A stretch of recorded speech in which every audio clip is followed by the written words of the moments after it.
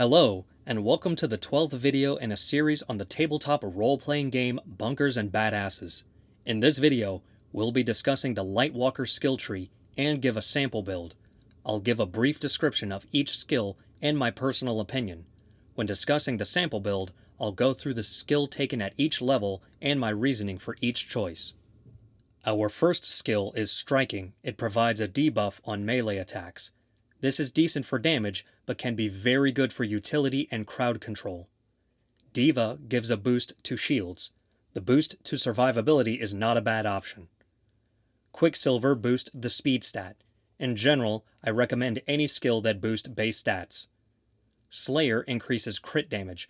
This is affected by accuracy and the rarity of the gun, but will still get a lot of use. Starting off the second tier, we have Spark, which gives a bonus to all elemental guns. This is a great skill. Inner Glow gives health regen while using the action skill. This gives a boost to survivability. I wouldn't want to get caught without it. Silent Resolve gives damage reduction at the end of the action skill. This is a decent choice. Hit and Run extends the duration of the action skill. Anything that maximizes the use of an action skill is generally a good idea. Enforcer gives a stat boost on kill. This is a good skill. There is an error in the book and the PDF for this skill.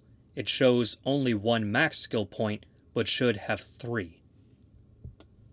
For the third tier, we start with Intuition.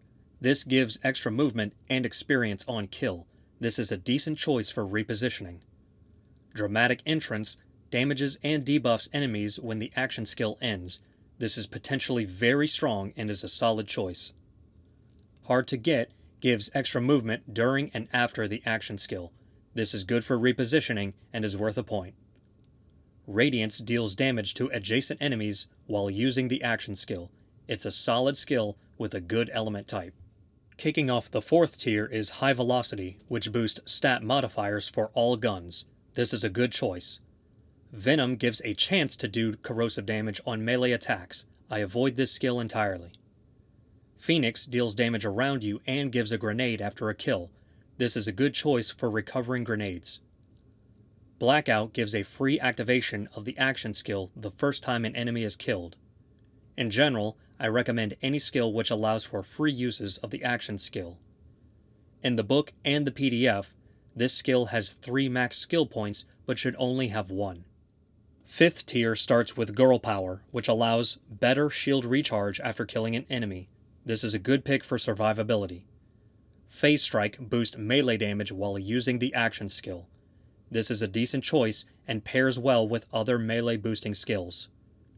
Resilience gives elemental damage resistance. This is good for survivability. Handled gives an extra attack on kill, which can be very powerful for kill chains. This is one of the best skills for this class. In the book and the PDF, this skill has 3 max skill points, but should only have 1. The capstone is Mind Games.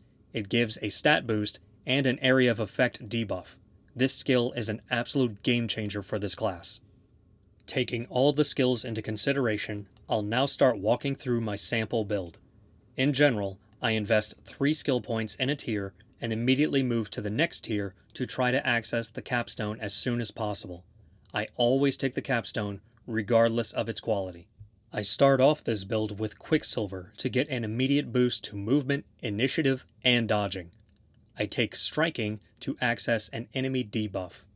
Slayer is just a solid choice, but has little game-changing effect. At second tier, I take Hit and Run to extend the duration of the action skill.